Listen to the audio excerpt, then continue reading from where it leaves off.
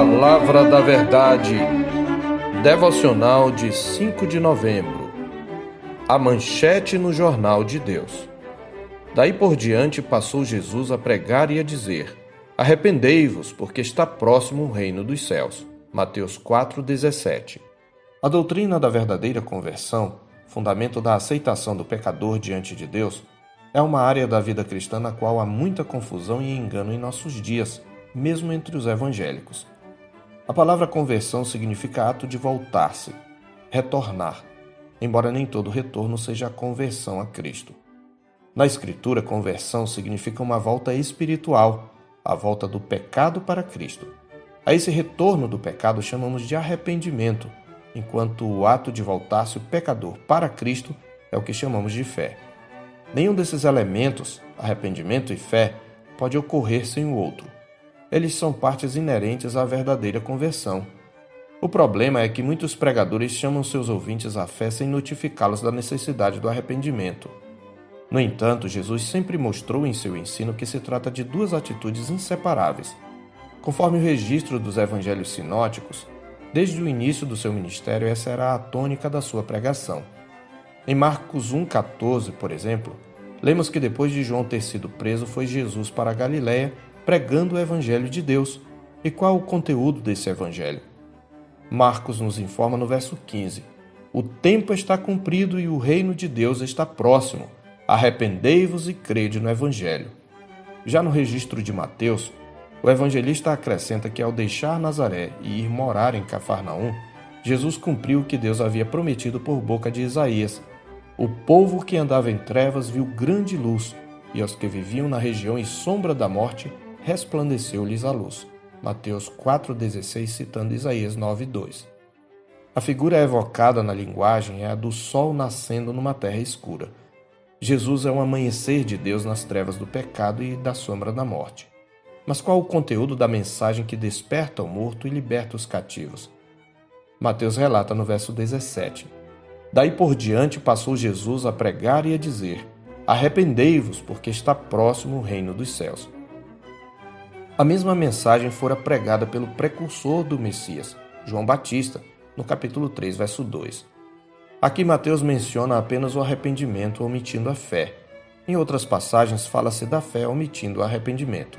Isto porque onde um está presente, o outro deve ser subentendido, e ambos fazem parte daquilo que chamamos de conversão.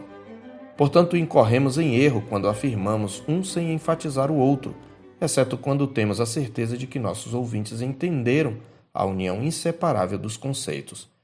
E como já ressaltamos, é muito comum se falar de fé sem mencionar o arrependimento.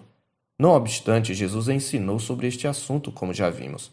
Um dos confrontos mais contundentes está em Lucas 13, de 1 a 5. Alguns dentre a multidão comentavam uma tragédia conhecida deles, a saber, a violência perpetrada por Pilatos contra alguns galileus que sacrificavam no templo, uma chacina brutal e sangrenta, na qual o sangue deles se misturou com o sangue de seus sacrifícios. Ao que parece, o que estava em discussão era a relação entre pecado e sofrimento. Isto pode ser concluído pela resposta de Jesus.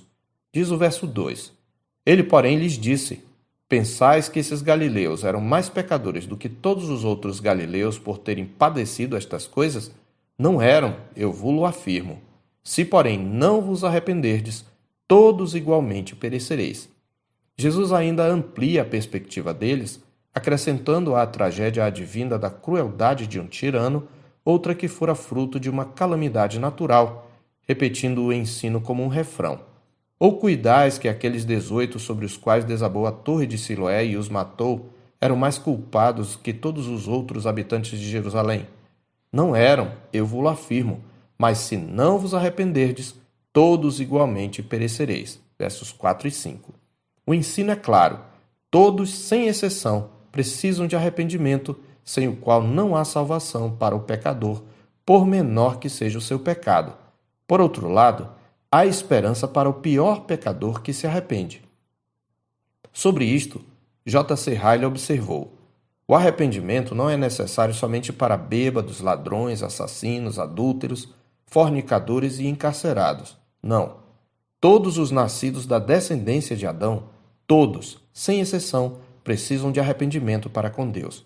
A rainha no trono, o pobre que trabalha em seu ofício, o rico em sua sala de visitas, a empregada na cozinha, o professor de ciências na universidade, o jovem pobre e ignorante que trabalha no arado, todos precisam, por natureza, de arrependimento.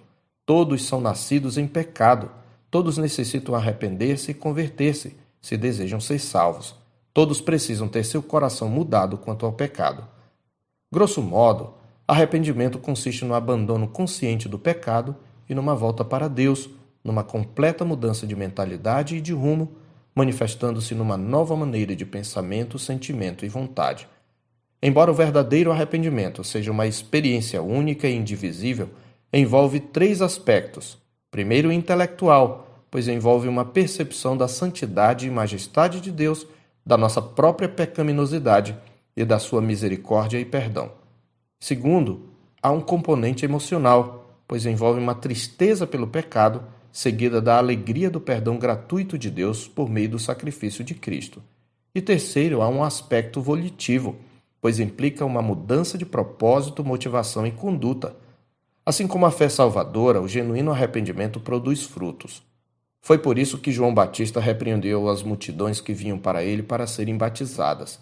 Como sabemos, o batismo de João era um rito de arrependimento, mas ao que parece muitos participavam do rito sem um arrependimento sincero. Daí a repreensão, como está escrito em Lucas 3, de 7 a 9. Dizia ele, pois, às multidões que saíam para serem batizadas: raça de víboras, quem vos induziu a fugir da ira vindoura? Produzi, pois, frutos dignos de arrependimento, e não comeceis a dizer entre vós mesmos: temos por pai a Abraão, porque eu vos afirmo que destas pedras Deus pode suscitar filhos a Abraão. E também já está posto o machado à raiz das árvores. Toda árvore, pois, que não produz bom fruto, é cortada e lançada ao fogo. Um dos frutos do arrependimento é a renúncia. Aquele que verdadeiramente se arrepende renuncia às velhas convicções e valores, às crenças adquiridas ao longo da vida que contradiziam a verdade do Evangelho e aos velhos padrões de pensamentos. Uma das palavras para arrependimento no Novo Testamento significa mudança de mentalidade. Tal renúncia também se manifestará inevitavelmente na conduta. Por isso, quando as multidões perguntaram a João o que deveriam fazer para demonstrar frutos de arrependimento, ele respondeu mencionando mudança de atitude, como está escrito nos versos 10 a 14 de Lucas 3. Então as multidões o interrogavam dizendo: que havemos, pois, de fazer?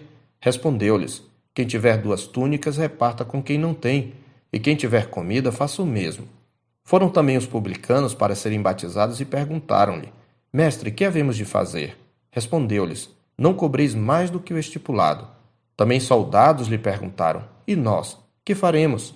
Ele lhes disse: a ninguém maltrateis, não deis denúncia falsa e contentai-vos com o vosso soldo.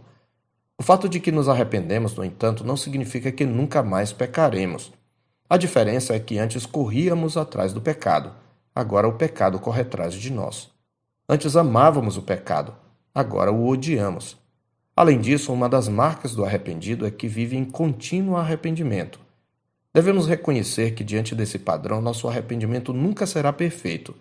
É por isso que o genuíno arrependimento é acompanhado da fé salvadora.